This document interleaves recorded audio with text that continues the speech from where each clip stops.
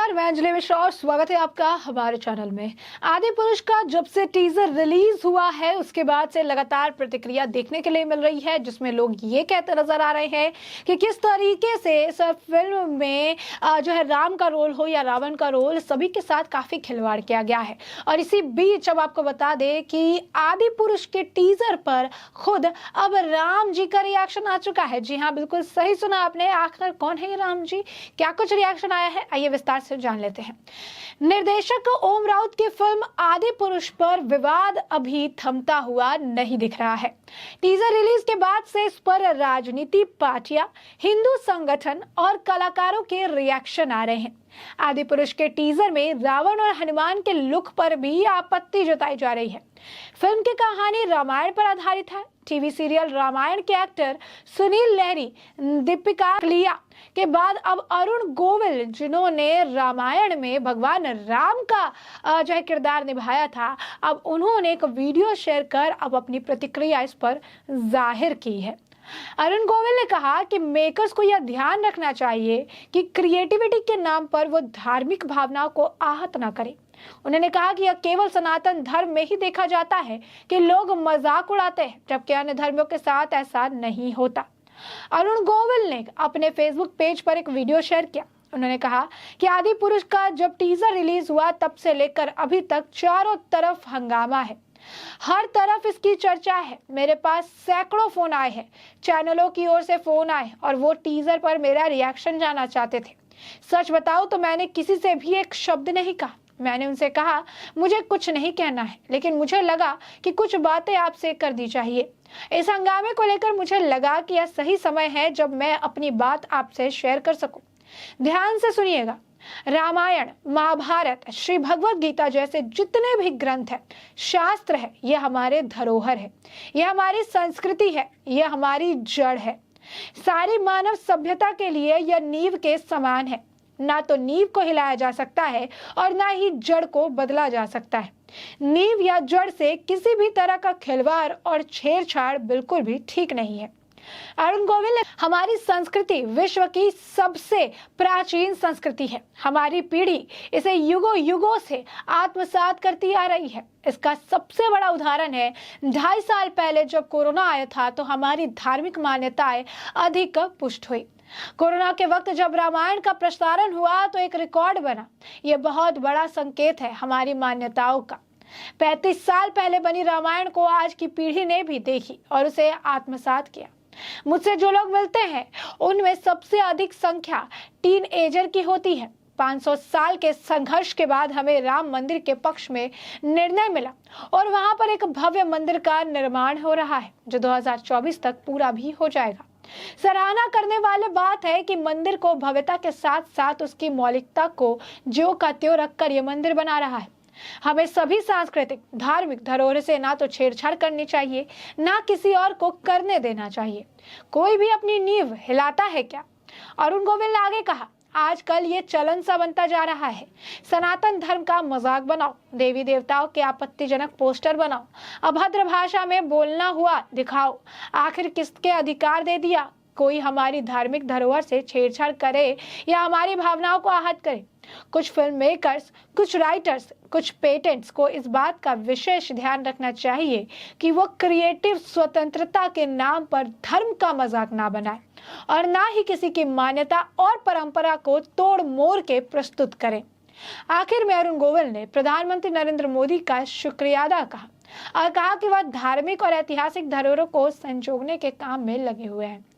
अरुण गोविल ने कहा कि इस फिल्म को लेकर समाज में एक हंगामा है। फिल्म को लेकर डिबेट चल रही है और हर तरह की बातें कही जा रही है। बहुत सारे लोग इस फिल्म पर मेरा रिएक्शन जानना चाहते थे, लेकिन मैंने इसके बारे में कोई बात नहीं की। लेकिन अब मुझे लगा कि आपसे कुछ बात तो करनी ही चाहिए। अरुण गोविल ने आगे कहा, दोस्तों, रामायण महाभारत जैसे ग्रंथ हमारी धार्मिक धरोहर है, हमारी संस्कृति है और मानव सभ्यता के लिए नींव के समान है। ना तो नींव को हिलाया जा सकता है, ना जड़ को उखाड़ा जा सकता है। इसके साथ किसी भी तरह की छेड़छाड़ करना गलत है। हमें अपनी संस्कृति और धार्मिक धरोहरों को जैसे कि वैसे ही रखना चाहिए। उसमें किसी भी तरह का बदलाव किया जाना पूरी तरीके से गलत है। भला कोई आदमी अपनी नींव हिलाता है क्या? कोई अपनी जड़ बदलता है क्या?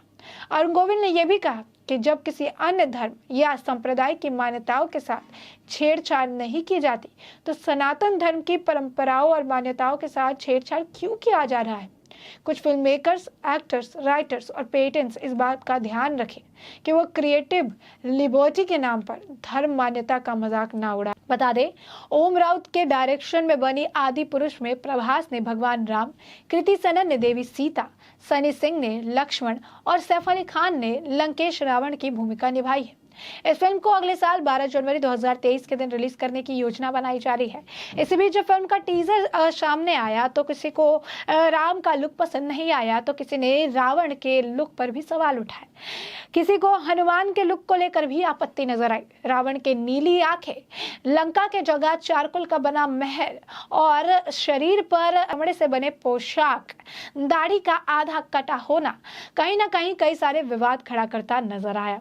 रावण जो कि काफी बड़ा विद्वान और ब्राह्मण थे, उन्हें एक अराजकता इंसान की तरह दिखाना, उसे किसी एक क्रूर शासन की तरह रोल में नजर आना, नीली आंखें, स्पाइक बाल भी लोगों को बिल्कुल पसंद नहीं है।